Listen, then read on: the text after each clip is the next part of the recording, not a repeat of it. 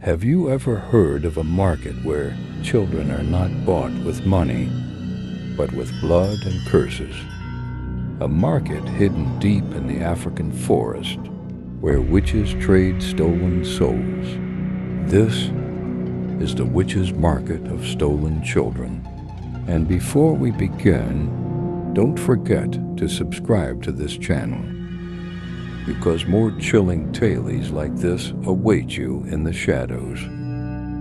They say the night is safest when children are kept indoors, but in this village, children vanished one by one, as if swallowed by the shadows themselves. Mothers wailed, fathers searched, yet no footprints were ever found, only silence. The elders whispered of spirits, claiming the forest had grown hungry. But the cries heard in the wind, they were too human to be ghosts. The voices called out, faint and sorrowful, as if begging for rescue. One boy, braver than the rest, decided to follow. At dusk, he crept into the forest, his tiny footsteps pressing against the forbidden soil. And there, hidden among twisted trees, he found a path, glowing faintly red, like veins pulsing beneath the earth.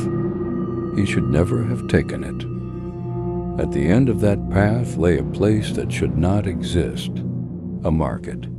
Not one of traders and farmers, but of witches cloaked in shadow. The stalls were made of bones, the roofs of ash. Fires burned without wood, fueled by whispers and screams.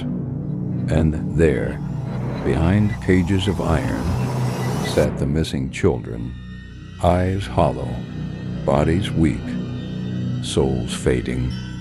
The boy's heart pounded as he watched the witches barter. They did not trade in gold or silver. No, their currency was darker. A charm made of fingernails, a gourd filled with blood, a skull passed from hand to hand. Each witch shouting, each deal struck, until one raised a child high in the air as if selling cattle.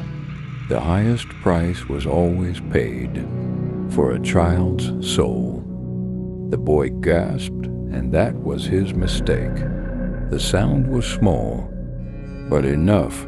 Slowly, one witch with burning red eyes turned her head, and then another, and another. The market grew silent, every witch staring at him as if he were prey. He ran, through roots that wrapped around his ankles, branches that clawed at his face. The forest itself seemed determined to keep him. Behind him, shadows twisted. Beasts with glowing eyes and teeth of bone pursued, their screeches splitting the night. The boy ran as if chased by death itself. At last he burst into the village, collapsing on the dusty ground. Behind him, only silence. The witches were gone, vanished like smoke in the wind. But the boy was never the same. His lips never spoke again. His eyes, wide and hollow, told stories his tongue could not. He had escaped the market, but a part of him had been left behind.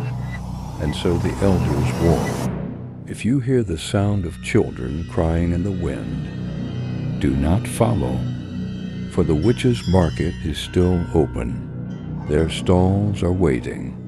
Their cages are not yet full.